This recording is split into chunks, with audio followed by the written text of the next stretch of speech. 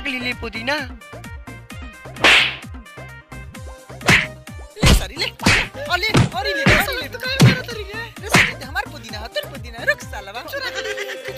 चुप बेटी को ना छोड़े मम ना छोड़ने के लगे सर बगे हमार पुदीना ले बाटे हम ना छोड़ पुदीना मंगवा दे लगा हो दादा हमार पुदीना मंगवा दे ना छोड़ मम पकड़ सर मत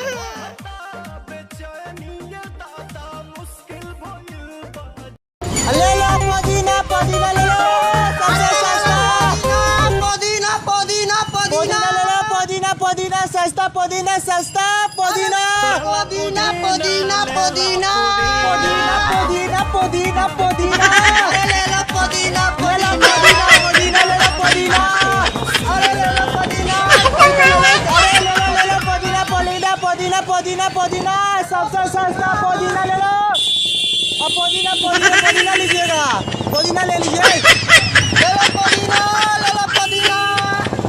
ले लो पुदीना पुदीना ले लो पुदीना भाई ले लो पुदीना ले लो ए भाई तेरा से ज्यादा हार्ड बैठे हमारे दाम पुदीना पुदीना पुदीना ले लो पुदीना पुदीना ले लो पुदीना आइए सस्ता है सस्ता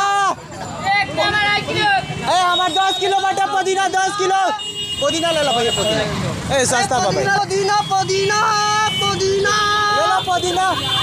आइल बानी तोहरा गलिया अकेने बाड़ू हमार ललिया बड़ा बेचैनी जब से मुश्किल भइल बाजीना ले लो पुदीना ले लो पुदीना ले लो पुदीना पुदीना ले लो